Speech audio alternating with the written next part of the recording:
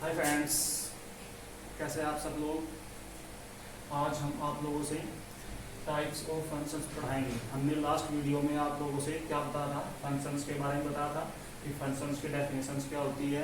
उसे कुछ एग्जांपल्स दिए थे जो फंक्शन थे और कुछ एग्जांपल्स थे जो फंक्शंस नहीं थे। फिर उसकी जियोमेट्रिकली डेफिनेशंस बताई थी हम लोगों ने आपसे, है ना। आज हम आपसे बताएंगे कि फंक्शंस के टाइप्स यानी क्लासिफिकेशन, यानी फंक्शन को हम कितने पार्ट्स में वर्गीकृत या डिफाइन कर सकते हैं, राइट। तो आइए देखिए classifications of functions and their graphs, और साथ ही साथ हम उसके कुछ ग्राफ्स भी ड्रॉ करके दिखाएंगे। तो फंक्शंस कितने मेनली टू टाइप्स के होते हैं, एक अलजेब्रिक फंक्शंस और एक होगा आपका ट्रांसेंडेंटल फंक्शंस। अलजेब्रिक फंक्शंस में क्या क्या आएंगे आपके, number 1 polynomial functions. Polynomial function, polynomial function में क्या होता है, दो पर्टिकुलर फंक्शन होते हैं। एक तो क्या होता है आपका कांस्टेंट फंक्शन और एक क्या होता है आपका आइडेंटिटी फंक्शन। इसके बाद फिर हायर डिग्री वाले हो जाते हैं। दूसरा क्या आएगा आपके पास,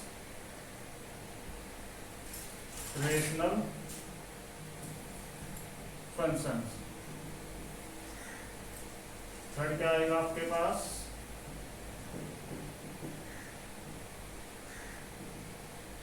इर्रेशनल फंक्शंस। फिर क्या आएंगे इसके बाद आपके पास कुछ पीस वाइज डिफाइंड फंक्शन। वो क्या होते हैं देखेंगे आप, पीस वाइज डिफाइंड यानी कुछ पर्टिकुलर फंक्शंस होते हैं। जैसे आपका होगा modulus function.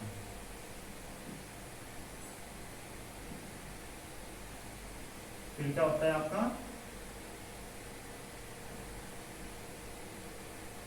Greatest integer function. फिर क्या होता है आपका साइनम फंक्शंस। कुछ और फंक्शंस के बाद भी होते हैं फ्रैक्शनल फंक्शन, एक ग्रेटेस्ट इंटीजर फंक्शन था, एक होता है लिस्ट इंटीजर फंक्शन होता है, फिर होता है आपका फ्रैक्शनल फंक्शन होता है। लेकिन वो ज़्यादा इंपॉर्टेंट नहीं है जितने आपके पास ये इंपॉर्टेंट है। तो अलजेब्रिक फंक्शन में कुछ ये फंक्शन हुए। इसके बाद हम चेक करते हैं ट्रांसेंडेंटल फंक्शन में। ट्रांसेंडेंटल फंक्शन में क्या होता है आपका, पहला तो ट्रिगोनोमेट्रिक फंक्शन। ट्रिगोनोमेट्री आप लोगों ने पढ़ी है, trigonometric ratios sine x, cos x, tan x, वही क्या होंगे आपके ट्रिगोनोमेट्रिक फंक्शंस।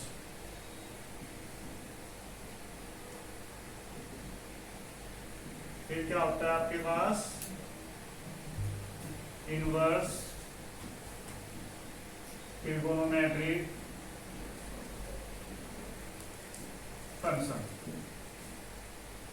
फिर होता है आपके पास एक्सपोनेंशियल फंक्शन,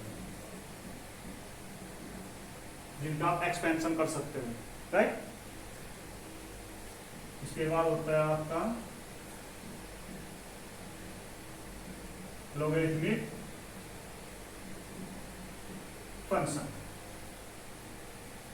इनके सबके बारे में आपको क्या करना है, डिस्कस करना है। इन सबके ग्राफ ड्रॉ करने हैं, डोमेन फाइंड करना है, रेंज फाइंड करना है। फिर कुछ फंक्शन ऐसे होंगे जो मिक्सअप हो जाएंगे। यहाँ तो देखो अलग अलग हैं। पॉलिनोमियल अलग फंक्शन डिफाइन करेंगे हम, क्या होता है क्या नहीं। रेशनल को अलग, इर्रेशनल को अलग, modulus, greatest integer, trigonometric, inverse, exponential, logarithm, अलग अलग बता देंगे क्या क्या फंक्शन होते हैं, क्या क्या इनकी प्रॉपर्टी होती है, इनके डोमेन, रेंज, इनकी कंटिन्यूटी, डिफरेंशिएबिलिटी, वो सब बताएंगे।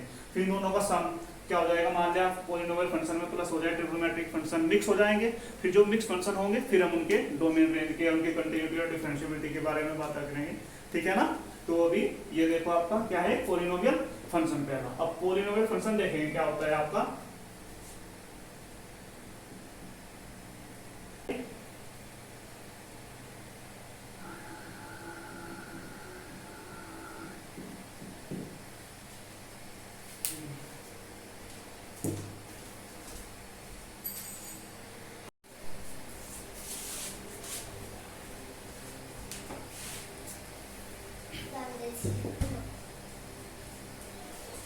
अब नंबर 1 देखेंगे हम पॉलिनोमियल फंक्शन, जिसको हम कैसे डिफाइन कर सकते हैं। Polynomial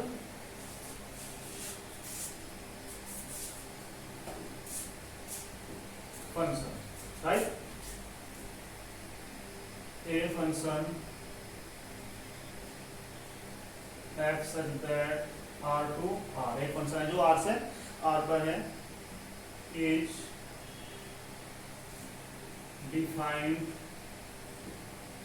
bye f x equal to a n x की power n, a n minus one x की power n minus one, a one x plus a naught, here a n minus 1 dash dash a naught belongs to r। ये पूरे सारे क्या होंगे, real number होंगे जो coefficient है x के, x1 x2 xn के, and n is a non negative integer, यानी पॉलिनोमियल फंक्शन क्या आपका एक पॉलिनोमियल ही है। और पॉलिनोमियल क्या होता है आप जानते हैं, जिस वेरिएबल्स में आप पॉलिनोमियल को ले रहे हैं उसकी जो पावर्स है वो हमेशा क्या होनी चाहिए, एक नॉन नेगेटिव इंटीजर, यानी नेगेटिव पावर नहीं होनी चाहिए, ना ही रेडिकल्स पावर होनी चाहिए उस वेरिएबल्स की। तो ये क्या होगा, एक पॉलिनोमियल होगा, उसी पॉलिनोमियल्स को हम क्या कहेंगे, पॉलिनोमियल फंक्शन कहेंगे। इसी वजह से लिखा है n is a non negative integer, जो पावर है वो हमेशा नॉन नेगेटिव इंटीजर, और जो a n minus one a n a naught जो कोफिशिएंट है एक्स के, ये कहाँ होंगे, रियल नंबर में होंगे। और जो ए एन है ये भी क्या होगा, नॉट इक्वल टू 0 होगा, A N not equal to 0, ठीक है। तो ये क्या हमारा एक पॉलिनोमियल फंक्शन है। अब इसके जो टाइप्स बताए मैंने को, कांस्टेंट फंक्शन और आइडेंटिटी फंक्शन। पहले हम कांस्टेंट फंक्शन देखते हैं क्या होता है।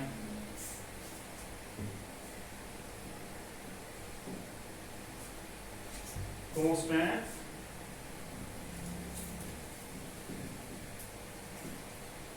Function,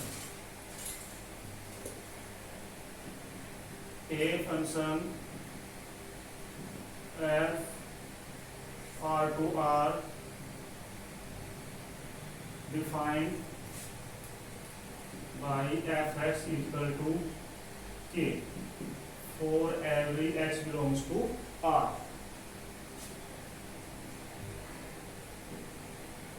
is said to be the constant function.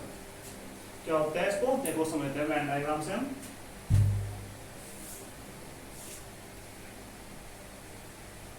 ये आपका फंक्शन है f जो r से r पर है, यानी ये भी रियल नंबर का सेट है और ये भी एक रियल नंबर का सेट है, और एक जो फंक्शन है हमारा a r to r is f। और जो f है वो इस तरीके से f x equal to k, मतलब कांस्टेंट है यहाँ कि आप x की वैल्यू कुछ भी रखो तो हमेशा इसकी f x की वैल्यू क्या आएगी, कांस्टेंट आएगी। तो यहाँ पे तो बहुत सारे रियल नंबर होते हैं, है ना। अब सभी रियल नंबर आप क्या लिखो, x को 0 लिखो तो f0 क्या आएगा, k। जैसे यहाँ पे f0 लिखो तो क्या आएगा, k। 1 लिखो तो क्या आएगा, k। -1 लिखो तो क्या आएगा, k, क्योंकि यहाँ पे तो x है ही नहीं। x को आप यहाँ कुछ भी रखो हमेशा क्या मिलेगी, वैल्यू k ही मिलेगी, यानी इधर जो इमेज है उन्हें क्या मिलेगी, k ही मिलेगी। जितने भी इधर सारे क्या है रियल नंबर, उन सबके लिए इमेज मिलेगी हमारी k। यहाँ पे आप क्या रखो 0, इससे ऊपर पॉजिटिव रियल नंबर ले लेंगे, इससे नीचे नेगेटिव रियल नंबर ले लेंगे। ये सारे काम मैप हो रहे हैं k पर, पॉजिटिव भी नेगेटिव भी, all elements map to k, right. तो यहाँ से क्या दिखाई दिया आपको कि जो ये हमारा इसका डोमेन है, ये क्या होता है आप जानते हो, डोमेन होता है फंक्शन का, और ये क्या होता है, कोडोमेन होता है, ठीक है ना। तो जो एक ऐसा फंक्शन जिसके एक ऐसा फंक्शन जो एक सेट से एक जो डोमेन के सारे एलिमेंट हैं जो किस पर मैप हो जाए, वन एंड ओनली वन, एक कांस्टेंट पर मैप हो जाए। जैसे ये है आपके पास f(x = k for every x belongs to r, यानी सभी x के लिए एग्जिस्ट करेगा।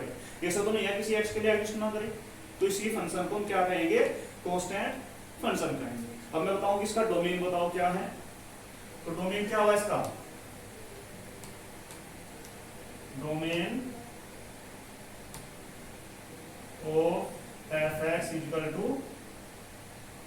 r), पूरा रियल नंबर r, क्योंकि सभी r के लिए एग्जिस्ट करता है। फिर कोडोमेन क्या है जिसका, कोडोमेन भी क्या है, पूरा पूरा रियल नंबर है। और रेंज क्या है इसकी, रेंज ऑफ एफ एक्स। तो हाँ मैप हो गए सारे एलिमेंट हमारे के पर, है ना। तो इसकी रेंज क्या हुई, ओनली एक एलिमेंट के। ठीक है जी, ये सारे एलिमेंट एक एलिमेंट में मैप हो जाते हैं, वही क्या होगी इसकी रेंज। तो ये कोंस्टेंट फंक्शन को आप ऐसे डिफाइन कर सकते हो। अब आप इसका क्या ड्रॉ करेंगे, ग्राफ ड्रॉ करेंगे। आइए देखते क्या होता है ग्राफ, कोंस्टेंट फंक्शन का ग्राफ क्या होगा।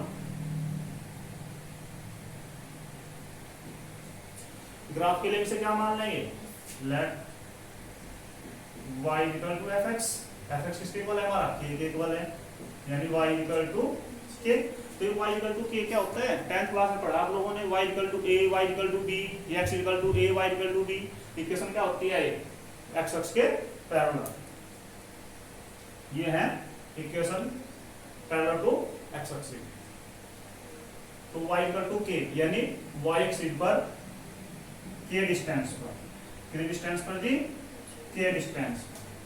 तो यदि ये पॉजिटिव है तो ऊपर आ जाएगी, मान लें ओ से लेकर यहाँ पे है के डिस्टेंस, एक्स अक्ष है हमारे, ये के डिस्टेंस होगी। तो ये लाइन ड्रॉ कर देंगे हम, जो किसके पैरेलल है जी, एक्स अक्ष के। तो ये किसका ग्राफ हुआ, एफ एक्स इक्वल टू के कांस्टेंट फंक्शन। और कब, जब हमारा के क्या है, ग्रेटर देन 0 है। आप जानते हैं यदि y इक्वल टू 1 है या 2 है, पॉजिटिव है तो ऊपर ड्रॉ करेंगे, और यदि y इक्वल टू -1 है या -2 है, -3 है तो कहाँ ड्रॉ करेंगे, नीचे ड्रॉ करेंगे। तो फिर ये आ जाएगा, ये क्या हमारा एफ एक्स इक्वल टू के, और के क्या हमारा लेस देन 0। तो फिर इसका ग्राफ कहाँ आ जाएगा, एक्स अक्ष से नीचे आ जाएगा। ठीक है ना। तो ये तो डोमेन हो जाएगा, कोडोमेन रेंज कांस्टेंट फंक्शन की। और ये ग्राफ हो गया, आपसे बता सकते हैं कि जो कांस्टेंट फंक्शन का ग्राफ होता है वो क्या होता है, एक स्ट्रेट लाइन है जो एक्स अक्ष के पैरेलल। ठीक है, इस तरीके से आप कांस्टेंट फंक्शन को आप डिफाइन करेंगे और ये आगे यूज भी होगा आपके पास। ठीक है भाई। इसके बाद देखेंगे आप identity function.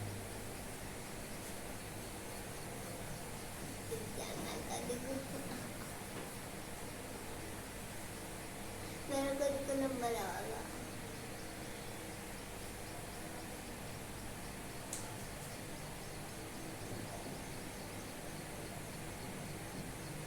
Identity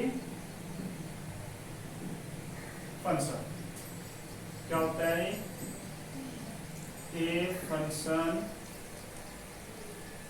F R to R is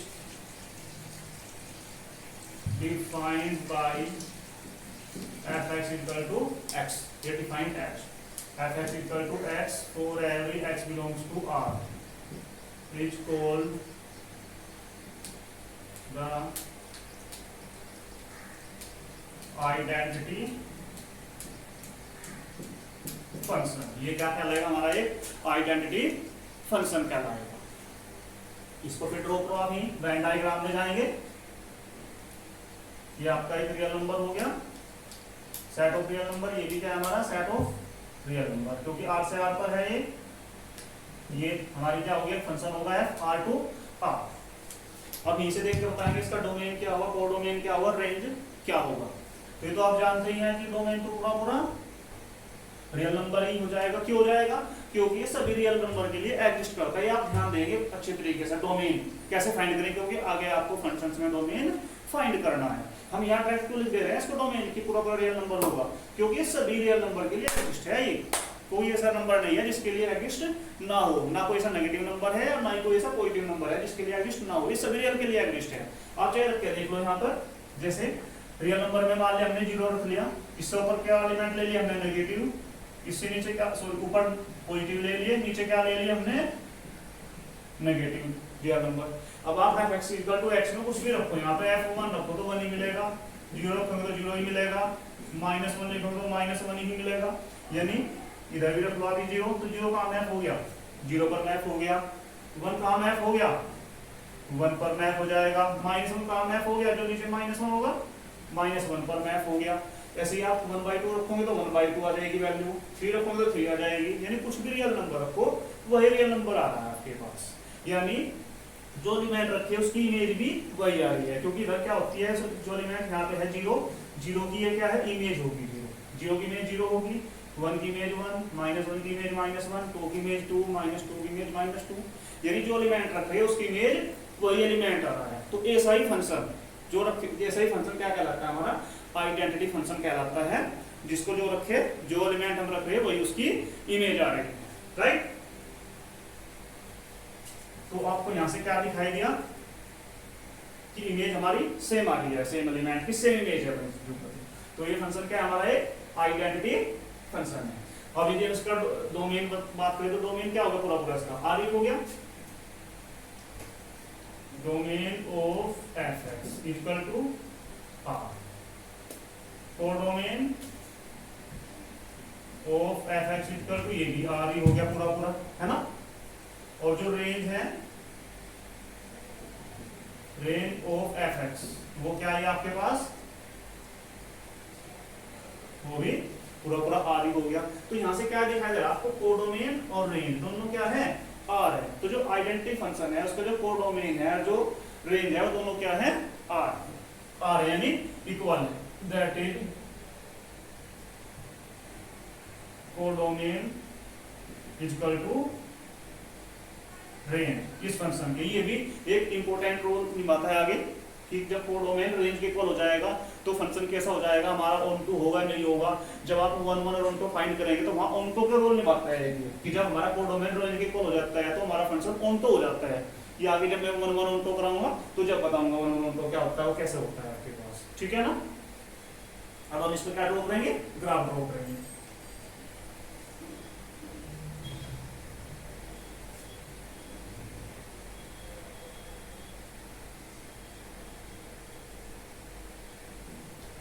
graph के लिए क्या मान लेंगे से हम, y equal to f x, यानी y इक्वल टू एक्स। तो y इक्वल टू एक्स भी क्या होती है आपके पास, एक स्ट्रेट लाइन है जो आपने 10th क्लास में पढ़ी है। कैसे स्ट्रेट लाइन है जी ये,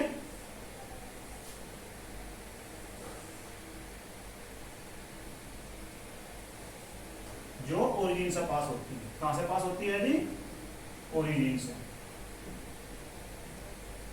ठीक है ना।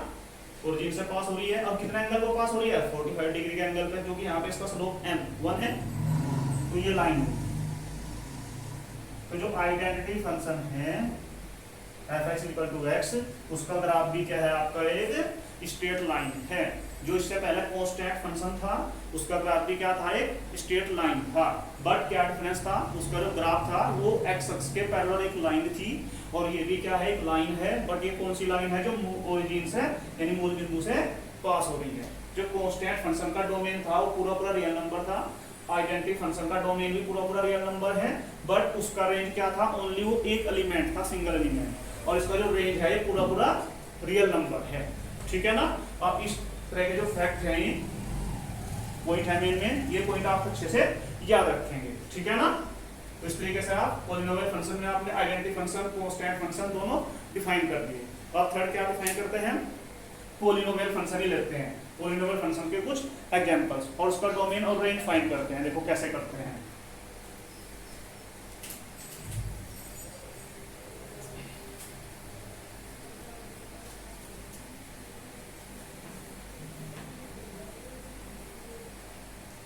अब मैं सबको रफ कर देता हूं यहां से।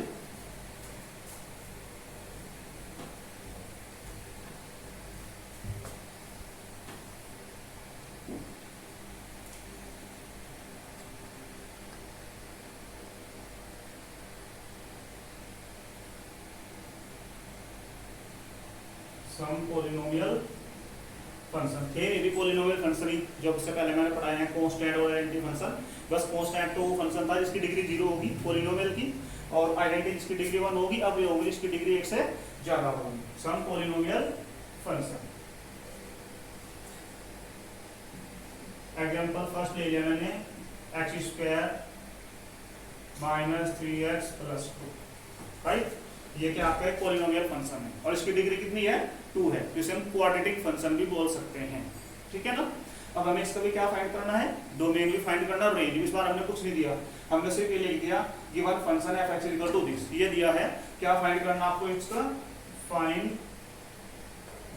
It's domain and range, right. आपको इस फंक्शन का डोमेन और रेंज तुम फाइंड करना है। तो बस कहाँ जाएंगे आप, एकदम रियल नंबर पे चले जाएंगे और रियल नंबर पे ये देखेंगे कि ये सभी रियल नंबर के लिए एग्जिस्ट कर रहा है या कुछ पॉइंट रियल नंबर ऐसे हैं जिस पर ये एग्जिस्ट नहीं कर रहा है। जिस पर ये एग्जिस्ट नहीं करेगा उनको छोड़ देंगे और एग्जिस्ट करेगा तो सारा रियल नंबर ले जाएंगे यहाँ पर, ठीक है ना।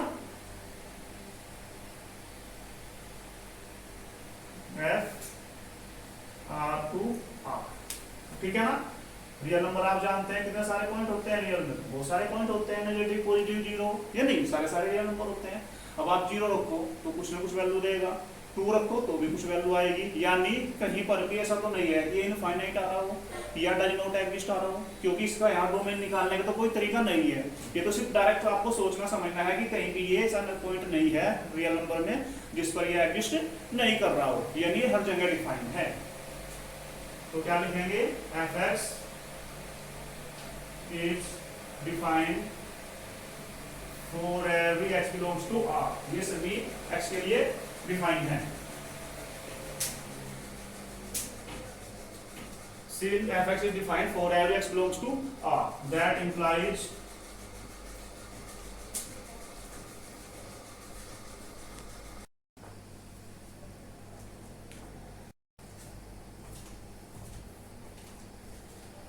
के पास ये पॉलिनोमियल फंक्शन है f(x = x² - 3x + 2।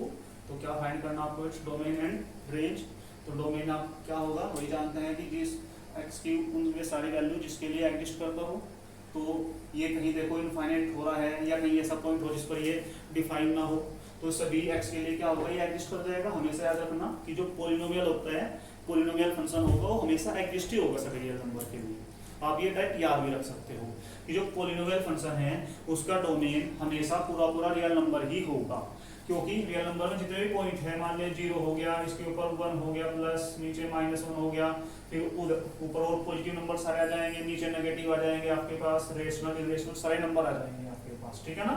ये क्या होंगे, पॉजिटिव रियल नंबर, और ये क्या होंगे आपके नेगेटिव रियल नंबर। ऐसे इस साइड 0 पॉजिटिव रियल नंबर हो जाएंगे और इधर क्या हो जाएंगे, ये नेगेटिव रियल नंबर हो जाएंगे, ठीक है ना। आप 0 रखो तो भी वैल्यू एग्जिस्ट है, 1 रखो तो भी वैल्यू एग्जिस्ट है, 2 रखो, 3 रखो, 4, 5 कुछ भी रखो, सबके लिए इसकी वैल्यू क्या करती है, आपके पास एग्जिस्ट करती है। कोई भी x ऐसा नहीं है जिसके लिए इसकी वैल्यू एग्जिस्ट ना करे, ठीक है ना। तो इसका जो डोमेन है वो क्या हो जाएगा, पूरा रियल नंबर हो जाएगा। तो क्या लिखेंगे आप, since f(x) is defined for every x belongs to R, सभी x के लिए क्या है, ये एग्जिस्ट है पूरे रियल नंबर के लिए। तो that implies domain of f(x) = R। क्या होगा इसका तो जो डोमेन वो पूरा रियल नंबर होगा, ठीक है। अब फाइंड क्या करते हैं इसका, रेंज। कोडोमेन भी यही होगा, पूरा रियल, ये डोमेन है, ये कोडोमेन है। बस फाइंड क्या करना होता है, हमें रेंज फाइंड करनी होती है, ठीक है जी। अब रेंज कैसे फाइंड करेंगे, देखो रेंज के लिए क्या हमारा फंक्शन है f(x) = x² - 3x प्लस, इसके 2-3 तरीके हैं रेंज फाइंड करने के, कि आप इसको डेरिवेटिव कर दो या इसको परफेक्ट स्क्वायर बना लो, ठीक है। तो मैं इसको परफेक्ट स्क्वायर बना के दिखाता हूँ, इसका रेंज क्या आएगा। परफेक्ट स्क्वायर कैसे बनाते हैं, आप जानते हैं कि x का कोफिशिएंट उसका हाफ स्क्वायर ऐड सकते, यू कैन डू दिस।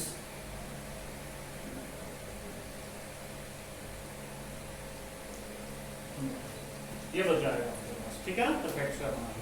तो जो परफेक्ट स्क्वायर क्वांटिटी होती है आपकी x² है, वो हमेशा क्या होती है, पॉजिटिव होती है। आप यहाँ पे x को नेगेटिव रखो चाहे पॉजिटिव रखो, पॉजिटिव है तो पॉजिटिव स्क्वायर पॉजिटिव रहेगा, नेगेटिव है उसका स्क्वायर भी क्या हो जाएगा, पॉजिटिव ही आ जाएगा। तो ये देखो ये क्वांटिटी हमेशा क्या होगी आपकी, पॉजिटिव होगी, > 0, या क्या हो सकती है एटमोस्ट, ये मिनिमम 0 हो सकती है। और जब ये 0 होगा तो ये कितना बचेगा -1/4, राइट। और जब इसके अलावा कुछ और रखेंगे यहाँ पे 1 2 3 तो वैल्यू क्या आएगी, बढ़ती चली जाएगी वैल्यू, है ना, बड़ी होती चली जाएगी वैल्यू। और जब बड़ी होती चली जाएगी उसमें से -1/4 करेंगे तो क्या आएगा, वो वैल्यू उतनी बड़ी होती रहेगी, -1/4 से ज्यादा इफेक्ट नहीं पड़ेगा। जैसे आप यहाँ पे x को 100 रख लो तो 100 का 100 - 3/2 करके स्क्वायर करेंगे, -1/4 करेंगे तो वैल्यू छोटी आएगी बड़ी आएगी, बड़ी आएगी। 1000 रख लो, 10000 रख लो, वैल्यू क्या आती रहेगी, उतनी ही बड़ी आती रहेगी आपके पास। तो ये क्वांटिटी क्या होगी आपकी, पूरी पूरी ग्रेटर देन, या फिर आप इस तरह से लिख सकते हो उसको x - 3/2 का जो स्क्वायर है वो हमेशा क्या होगा, ग्रेटर देन इक्वल टू 0 होगा, ठीक है ना।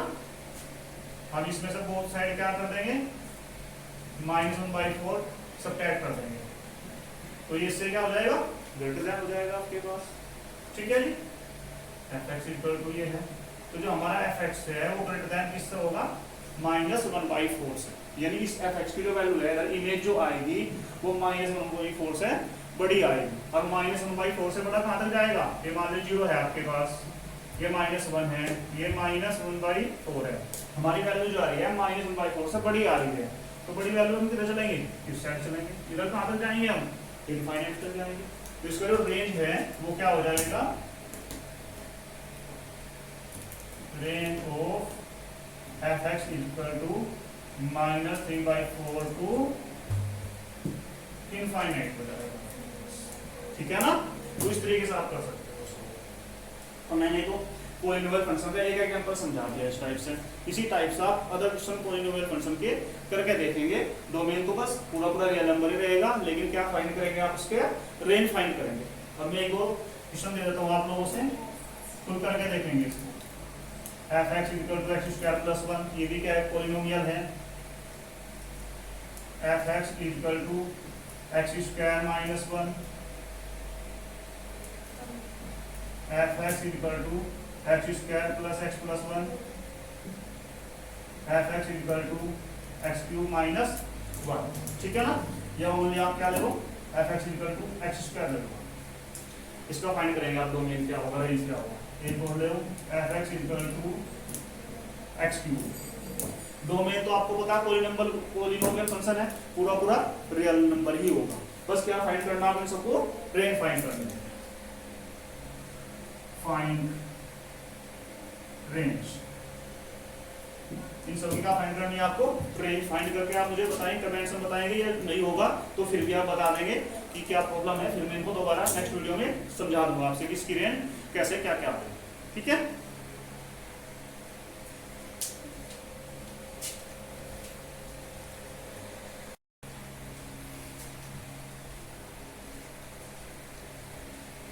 अब इसके बाद क्या देखेंगे हम, रेशनल फंक्शन। मैंने पॉलिनोमियल फंक्शन बता दिया, पॉलिनोमियल फंक्शन के अंदर कांस्टेंट फंक्शन, आइडेंटिटी फंक्शन और कुछ पॉलिनोमियल फंक्शंस, राइट। अब क्या देखते हैं, रेशनल फंक्शन। दूसरे नंबर के ऊपर क्या था आपका, रेशनल फंक्शन। यदि आप एक फंक्शन को लेकर अच्छे से चेक करेंगे, उसकी प्रॉपर्टी चेक करेंगे, अच्छे से देखेंगे, तो आपका फंक्शन बड़े आराम से बहुत अच्छी तरीके से क्लियर हो जाएगा तो फिर।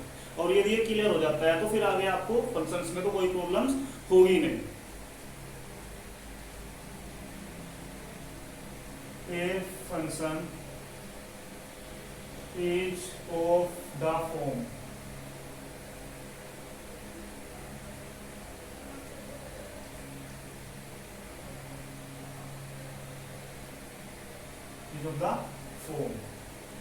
fx equal to px upon qx and qx not equal to 0। जैसे आपने रेशनल नंबर पढ़ा है, ये रेशनल फंक्शन है, आपने रेशनल नंबर पढ़ा है, क्या होता है, p अपॉन क्यू की फॉर्म में होता है, और क्यू क्या होना चाहिए, नॉट इक्वल टू 0 होना चाहिए। तो सेम यहाँ भी क्या होगा, ये p अपॉन क्यू की फॉर्म में होगा px अपॉन qx, क्योंकि ये वेरिएबल्स में होगा, वो कांस्टेंट होता है आपके पास, और q नॉट इक्वल टू 0 होता है। फिर दूसरा क्या होता है कि जब p और q ये क्या होते हैं, हमारे इंटीजर होते हैं, तब जाके क्या बनता है, रेशनल नंबर। तो ऐसे ही जो p और q क्या होंगे यहाँ पर, ये हमारे पॉलिनोमियल्स होंगे, राइट। क्या लिखेंगे आप, where px and qx be the where px and qx be the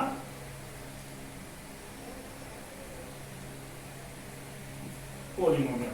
तो ये क्या आपके पोलिनोमियल्स, राइट। तो इस टाइप का जो फंक्शन होगा px अपॉन qx, और qx क्या होना चाहिए, नॉट इक्वल टू 0 होना चाहिए, ठीक है ना। तो ये क्या होगा हमारा, p q क्या होना चाहिए, पोलिनोमियल्स।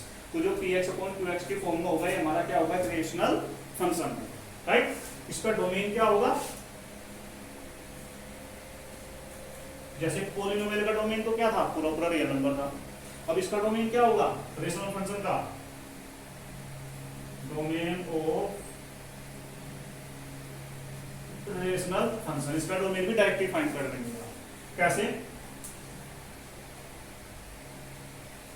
इसका जो डोमेन होगा वो होगा r माइनस रियल नंबर में से आप क्या माइनस कर देंगे, जो डेनोमिनेटर है ना, जिस पॉइंट पर ये डेनोमिनेटर हमारा क्या होगा, 0 होगा। बस r में से qx को आप माइनस कर देंगे, r minus qx, sorry r minus क्यों लिखेंगे, r minus qx where qx equal to 0। यानी ये पॉइंट जो जिस पर qx क्या होगा हमारा 0 हो जाएगा, उनको हम छोड़ देंगे रियल नंबर में से, ग्रेड सेट में से। तो जो बचेगा वही क्या होगा आपका, इसका डोमेन हो जाएगा, ठीक है। इस पे एग्जांपल्स देखते हैं ये।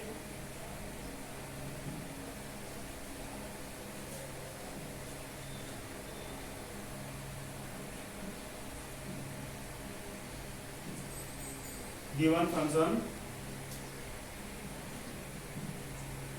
ये ले लिया आपने x upon x square minus 3x plus 2। इसको चेक करेंगे आप कि भाई इसका डोमेन बताओ क्या होगा, रेंज फिर बाद में फाइंड कराएंगे हम इसको, ठीक है ना। तो डोमेन के लिए मैंने क्या बताया है कि जो हमारा qx है, यानी इसका जो डेनोमिनेटर है वो क्या नहीं होना चाहिए, 0 नहीं होना चाहिए। यदि 0 हो गया तो समथिंग अपॉन 0 क्या होगा, इनफाइनाइट। यानी समथिंग अपॉन 0 इनफाइनाइट, और इनफाइनाइट क्या नहीं करेगा, एग्जिस्ट नहीं करेगा। यानी हम x की वैल्यू लेंगे जिस पर इसकी वैल्यू फंक्शन की इनफाइनाइट ना आए। यदि इसकी वैल्यू इनफाइनाइट आ जाती है तो ये फंक्शन हमारा डोमेन एग्जिस्ट नहीं करेगा। तो क्या लिखेंगे आप, fx will be defined if जो डेनोमिनेटर है नॉट इक्वल टू क्या हो, 0। तो यहाँ से आप सोल्व करके x की वैल्यू निकाल सकते हैं। x नॉट इक्वल टू क्या वैल्यू आ जाएगी यहाँ से 1 and 2।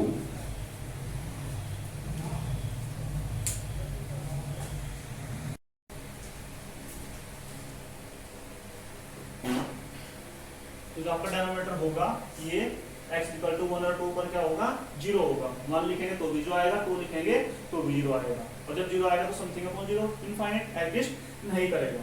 तो इसलिए जो डोमेन है, domain of fx equal to क्या हो जाएगा, r माइनस जिस पॉइंट पर ये फंक्शन हमारा क्या है, एग्जिस्ट नहीं कर रहा है, डिफाइन नहीं हो रहा है, यानी डेनोमिनेटर 0 आ रहा है। तो किस पॉइंट पर आ रहा है 0, 1 और 2, ठीक है ना जी। तो r में से ये पॉइंट, दोनों पॉइंट हम छोड़ देंगे 1 और 2, और बाकी जो पूरा सेट बचेगा वही क्या होगा आपका, इसका डोमेन हो जाएगा, ठीक है। इस तरीके से आप किसी भी रेशनल फंक्शन का डोमेन फाइंड कर सकते हैं। इसके कुछ अदर एग्जांपल्स और रेंज फाइंड कैसे करेंगे हम, यानी वो मैं नेक्स्ट वीडियो में आपसे बताऊंगा। Thank you.